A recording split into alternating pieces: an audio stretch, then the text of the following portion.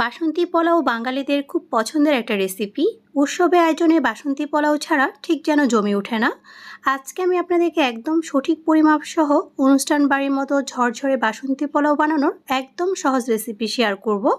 আশা করছি রেসিপিটি আপনাদের কাছে ভালো লাগবে। বাসন্তী পোলাও তৈরি করার জন্য আমি একটা বাটির মধ্যে নিয়ে নিয়েছি 1.5 কাপ পরিমাণ পোলাওয়ের চাল। তবে আপনারা চাইলে এখানে বাসমতি চাল দিয়েও কিন্তু বাসন্তী পোলাওটা তৈরি করে নিতে পারবেন। এখন পোলাওয়ের চালটাকে কয়েকবার পানি বদলিয়ে ভালো করে ধুয়ে পরিষ্কার করে নিব।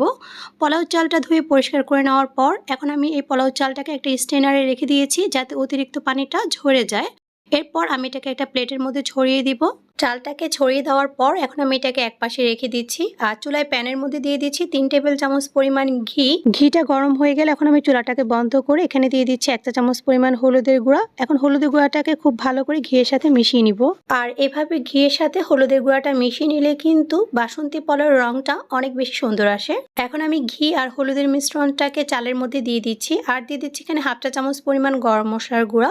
এখন চালের সাথে আমি সবকিছুকে খুব ভালো করে মিশিয়ে নিব। আমি একটা চামচের সাহায্যে মিশিয়ে নিচ্ছি, আপনারা চাইলে কিন্তু এগুলোকে হাত দিয়েও মিশিয়ে নিতে পারেন। আর মিশানো হয়ে গেলে আমি এটাকে একপাশে রেখে দিচ্ছি। এখন বাসন্তী পোলাও তৈরি করার জন্য চুলায় প্যানে দিয়ে দিচ্ছি 1 টেবিল চামচ পরিমাণ তেল আর দিয়ে দিচ্ছি এখানে 1 টেবিল চামচ পরিমাণ কাজু বাদাম আর দিয়ে দিচ্ছি কিছু কিশমিশ। এখন চুলার আঁচটাকে কমিয়ে আমি এগুলোকে 2 মিনিটের মতো ভেজে নিব। কাজু বাদাম আর কিশমিশটা ভাজা হয়ে গেলে এখন আমি এগুলোকে তুলে একপাশে রেখে দিব।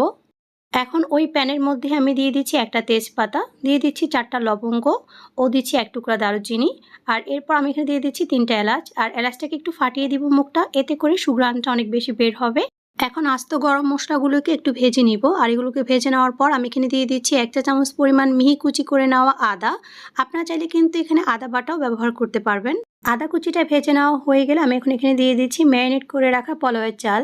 পোলাওয়ের চালটাকে দেওয়ার পর চুলার আঁচটাকে কমিয়ে এগুলোকে 5 থেকে 6 মিনিটের মতো ভালো করে ভেজে নিতে হবে।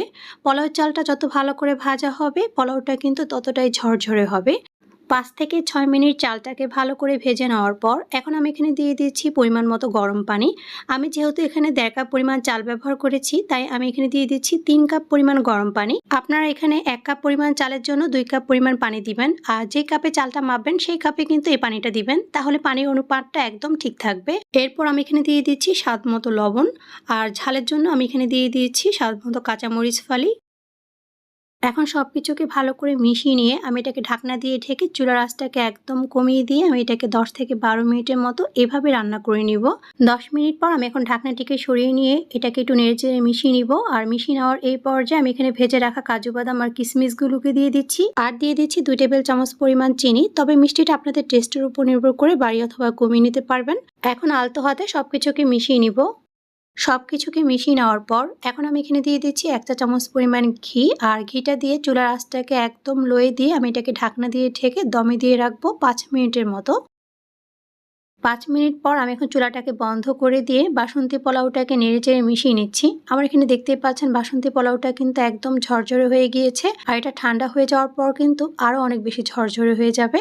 এখন আমি এটাকে একটা সার্ভিং ডিশে পরিবেশন করে দিচ্ছি। আর আজকের এই বাসন্তী পোলাওটাকে আমি চিকেন রোস্টের সাথে পরিবেশন করে দিয়েছি। আপনারা চাইলে কিন্তু মাটন কষা বা আপনাদের পছন্দ মতো যে কোনো কিছুর সাথে পরিবেশন করতে পারেন। তৈরি হয়ে গেল একদম অনুষ্ঠান বাড়ির মতো ঝরঝরে বাসন্তী পোলাও। রেসিপিটি ভালো লেগে থাকলে অবশ্যই আপনাদের ফ্রেন্ডস ও ফ্যামিলির সাথে শেয়ার করবেন। আর এরকম আরো অনেক সহজ ও মজার রেসিপি দেখার জন্য অবশ্যই পেজটিকে ফলো দিয়ে পেজটির সাথেই থাকবেন। আজকে তাহলে এই পর্যন্তই। সবাই ভালো থাকবেন, সুস্থ থাকবেন।